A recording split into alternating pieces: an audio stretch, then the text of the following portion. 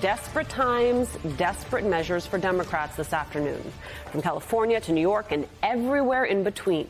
Just moments ago, the California State Assembly approved a ballot measure allowing for a vote on a new congressional map on November 4th. It'll head to the Senate, then presumably the governor's desk for signing.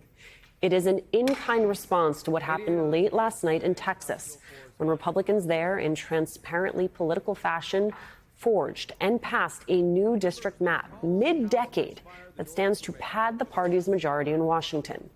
For California, though, today is a sort of break glass in case of emergency moment in time, a retaliation for what Democrats there view as an act of political warfare.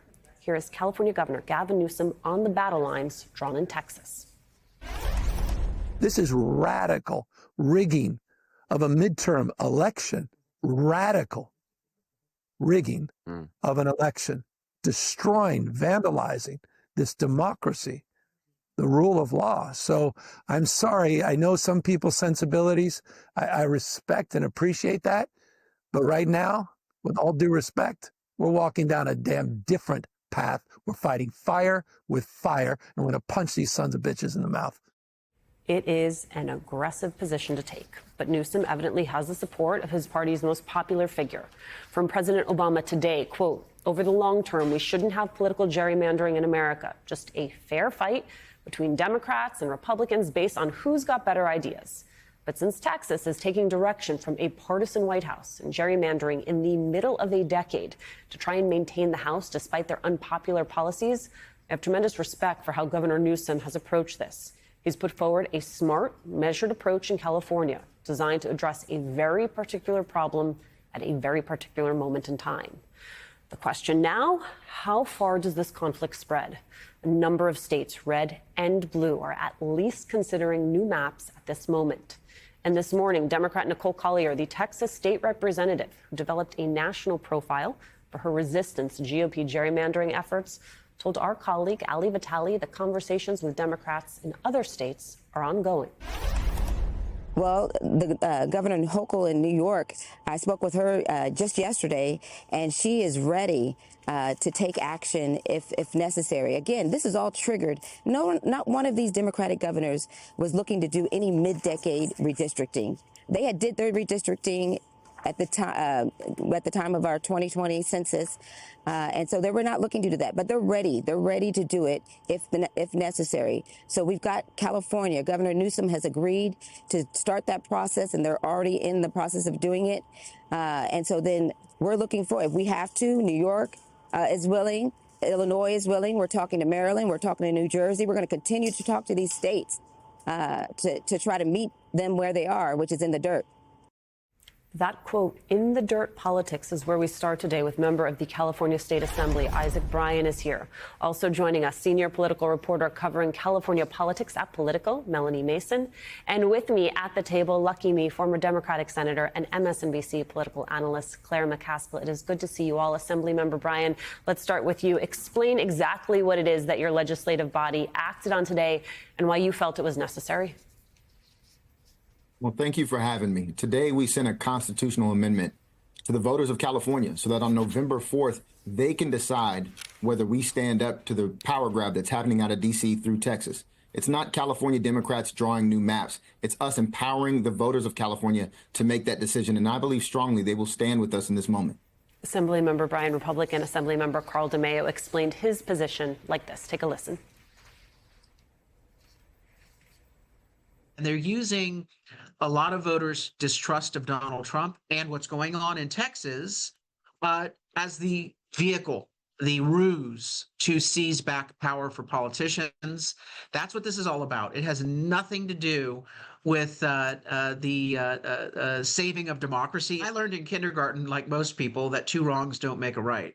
And yet here you have Governor Gavin Newsom trying to eliminate what is the gold standard here in California. Assemblymember, your evaluation of that point of view?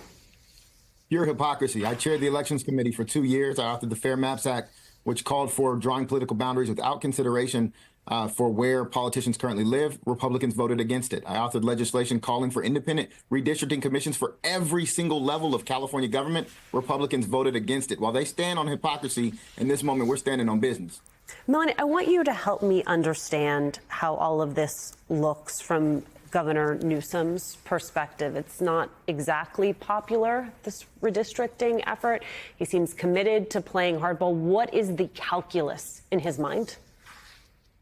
I think his calculus is that Democratic voters in the state of California and nationally can hold two thoughts in their head at the same time. And I think the first is that redistricting is independent redistricting is very popular with Democrats in the state, in the country. Politico, along with UC Berkeley's Citron Center, we just had a poll out today that found that 70% of Democrats nationally like the idea of independent redistricting.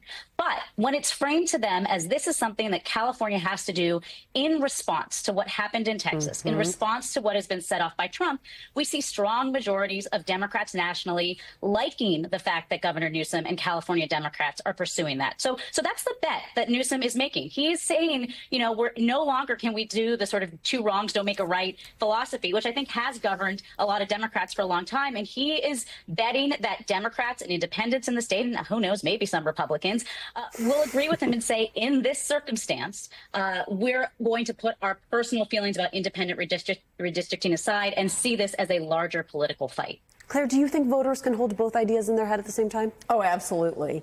It reminds me a little bit of Trump trying to reframe the war in Ukraine, that somehow Ukraine started it. Everybody knows who started the war in Ukraine. It was Russia. Everybody knows who started this. It was Donald Trump. Everybody knows he's the one who began a process of trying to put pressure on every Republican state that he can to change and rig the maps. And I'm glad Gavin Newsom is doing this. I think every single Democratic state should begin yesterday trying to redistrict and draw more Democratic districts. They're getting ready to take away a lot of black congressmen and women, a lot of congressmen and women of color in this country by busting up urban areas so that Republicans can win them. The way to get around that is to do the same thing to Republicans in Democratic states. I am struck by your parallel there because this is, in fact, a march of aggression. I want you to take a listen to how Senator Jon Ossoff of Georgia described it just last night. They are trying to lock in one-party rule in the United States, in large part because he's engaged in so much outright malfeasance and abuse and corruption that he can't afford to have a Democratic House that could investigate his misdeeds. So Democrats need to strike back. We have no time or luxury for high-minded hesitation. Do you think he gets it right? Absolutely.